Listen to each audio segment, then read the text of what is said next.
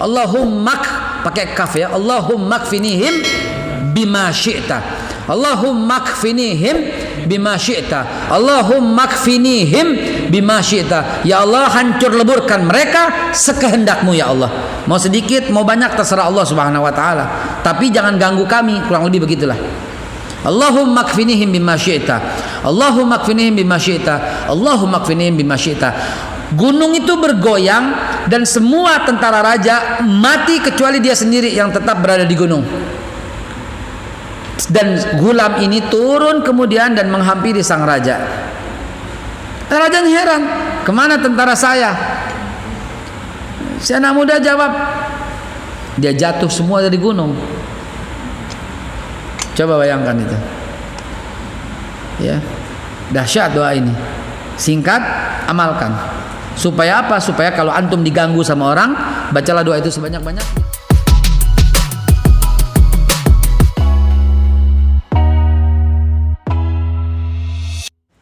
Di masa itu ada seorang raja yang sangat zalim. Ini ada dalam hadis Bukhari wa Muslim di kitab Riyadhus Shalihin jilid 1 hadis nomor 36 dalam babnya. Begini, orang raja yang zalim ini punya seorang yang sangat dekat. Istilahnya ini orang yang benar-benar serba bisa lah. Dan kebisaan dia yang sangat langka itu adalah sihir. Ya, namanya sahir. Dan si sahir ini udah tua. Dan dia berkata pada raja, aku sudah tua dan aku akan mewariskan ilmu sihir ini kepada orang yang kau tunjuk.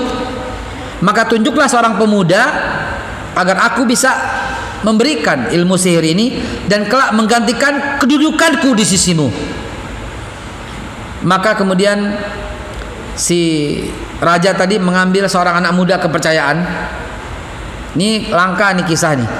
Tolong di record baik-baik di dalam pikiran Bapak Ibu sekalian. Di dalamnya ada doa yang saya minta Bapak Ibu melafalkan doa itu sebagaimana kami sekeluarga melafalkan doa itu, minimal pagi 100, sore 100 minimal. Ya, begini. Baik, kata sang raja. Maka raja kemudian mengambil seorang pemuda di kerajaan itu yang cakap, yang pintar. Setelah serangkaian uji tes barangkali ya, sayembara barangkali, maka jadi terpilihlah singkat cerita si anak muda itu. Lalu anak muda itu belajar kepada si sihir ini, tukang sihir ini, ya. Ya, si gulam, disebut gulam, si anak muda ini belajar kepada si sahir. Ya, ternyata hati anak muda ini menolak untuk diajarkan sihir, tapi karena perintah raja dia nggak sanggup untuk mengelak. Dia lebih tertarik kepada seorang yang bernama rahib di kampungnya. Jadi setiap kali dia keluar dari rumah, dia mampir dulu ke tempat si rahib, baru kemudian dia masuk ke kerajaan. Rupanya raja dan tukang sihir ini kenapa selalu terlambat gitu? Kenapa selalu terlambat dan nggak pernah tepat waktu lagi? Karena dia tertahan oleh belajar dulu di tempat si rahib. Nah, di sini ada sebuah pelajaran yang bohong tapi diizinkan. Rahib itu berkata kepada si pemuda, jadi pemuda punya dua guru. Gurunya satu rahib yang belajarkan agama Islam, ilmu-ilmu agama Islam, ilmu-ilmu fikih dan sebagainya, dan satu lagi tukang sihir gitu. Dia belajar dua-duanya. Kalau ini dia belajar karena hati nuraninya, kalau ini dia belajar karena sang raja. Rahibnya berkata, andai kata raja bertanya padamu atau sahir bertanya padamu, jawablah, aku ditahan oleh ibuku untuk bekerja dulu di rumah sehingga terlambat. Demikianlah selalu alasannya. Sampai satu ketika si anak ini berani memutuskan satu keputusan ketika ada seekor hewan besar sekali di mana orang tidak bisa lewat di kampungnya itu.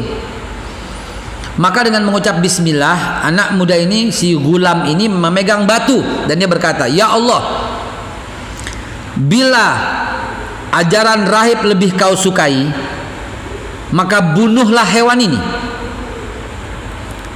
Ya. Namun bila ajaran sahir lebih kau sukai, maka ya nggak terbunuh, nggak mati gitu loh, dan biarkan kami lewat. Maka si anak muda itu, si gulam itu mengambil sebuah batu dan melemparkan ke hewan yang sangat besar itu. Wallahu a'lam, mungkin dinosaurus barangkali, segede apa gitu, mungkin mamut barangkali, ya. Mungkin kodok raksasa barangkali, ya. Mungkin belalang raksasa barangkali. Kalau dulu kan belalang, kodok begitu kan ya. Ikan enggak ya, ikan kan di hadis yang lain, ikan yang sangat besar di hadis yang lain. Hewan darat lah pokoknya. Maka ketika ditimpuk, matilah hewan itu. Dan ketika mati hewan itu, si anak muda makin mantap bahwa ajaran rahib lah yang disukai Allah Subhanahu wa taala. Maka dia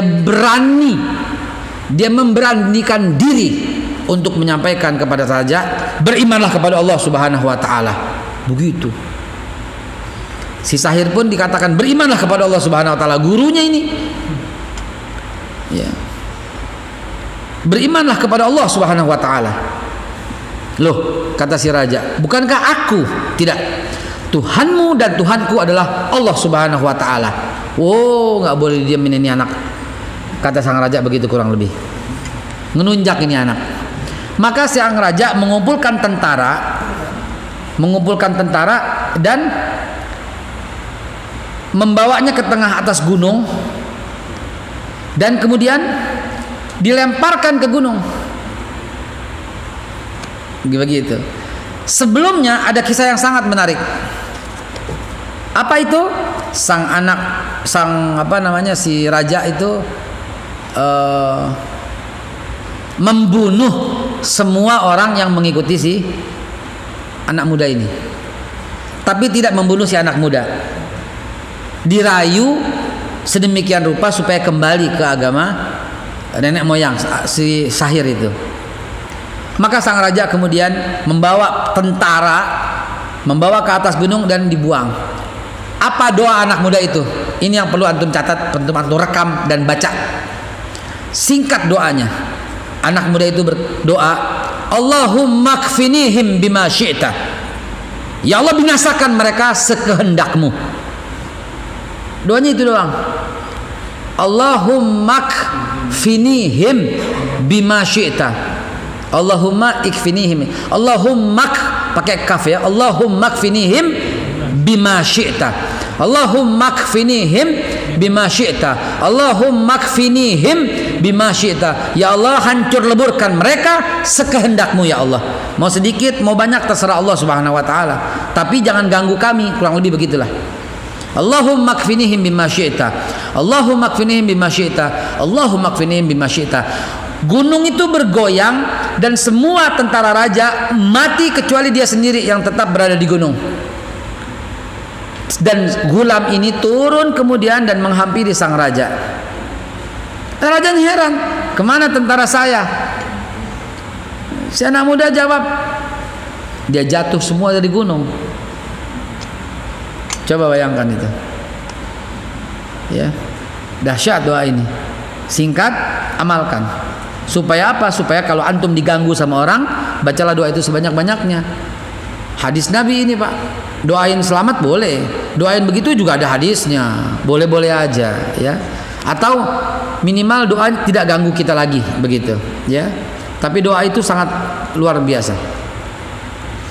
Lalu sang raja berkata lagi, kurang ajar ini, bawa dia ke tengah laut dengan perahu dan lemparkan dia di tengah laut, tapi tawarkan dulu. Jadi supaya si gulam ini masuk kembali gitu. Tawarkan. Maka dibawalah ke perahu ke tengah laut. Dan kemudian sekali lagi ketika mau dibuang, si anak muda si gulam ini berkata lagi, Allahumma kfinihim bima syi'ta. Allahumma kfinihim bima syi'ta. Allahumma kfinihim bima syi'ta. Gitu. Apa yang terjadi? Maka perahunya jatuh dan semua tentaranya terbunuh lagi kecuali dia yang selamat. dan dia membalikkan perahu itu dan kembali ke kerajaan. Bisa nggak kalau dia kabur? Kenapa dia masih kembali ke kerajaan? Udah Isya. Kenapa dia masih kembali ke kerajaan? Menegakkan tauhid. Itu aja pesannya. Nggak pernah berhenti menegakkan tauhid ini. Raja nggak boleh diam ini. Gitu. Dia balik lagi. Wahai raja. Rajanya, ini singkat cerita ya, udah Isya. Rajanya bingung. Si anak masih menawarkan. Raja mau membunuh saya. Oh gampang. Gampang. Karena sebelumnya dipanah nggak mati. Gitu. Apa kata si anak muda ini, si gulam ini? Kumpulkan semua orang di kerajaan. Lalu panah saya dengan satu panah. Nih panahnya. Baca Bismillahirrabbilgulam. Dengan nama Allah Tuhannya anak muda ini.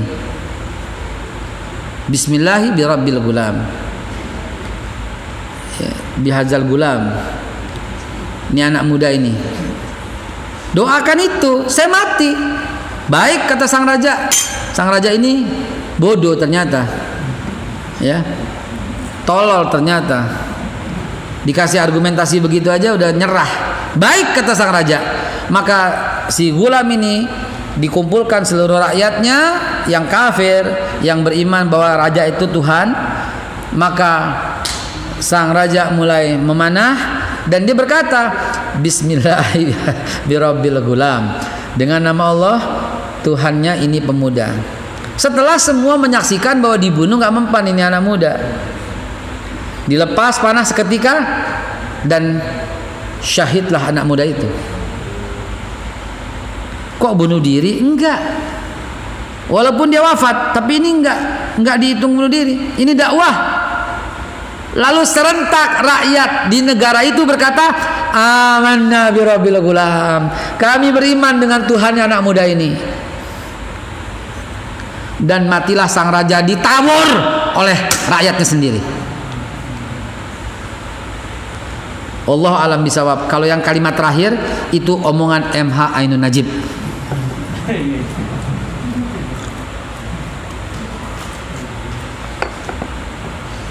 Ma'asyiral muslimin wa jumratal mu'minin rahimakumullah. Indah sekali kisah hadis sahih riwayat Bukhari wa Muslim ini.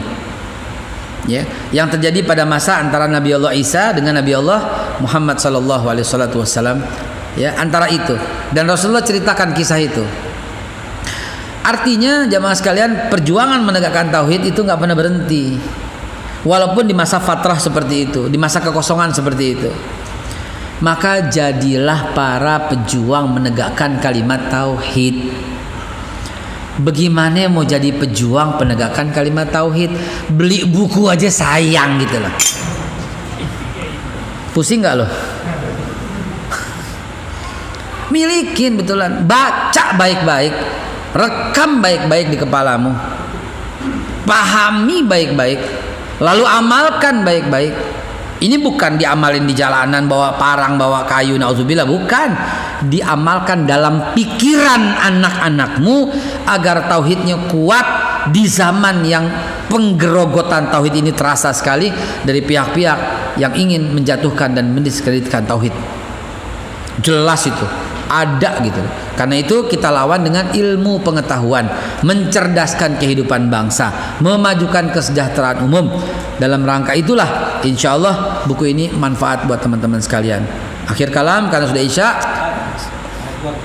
Oh iya, Selasa yang akan datang kita bahas lagi. Pegang bukunya, bawa pulpen, kita mulai membahas secara detail yang terlewat begitu ya. Amin ya Allah ya Rabbal Alamin.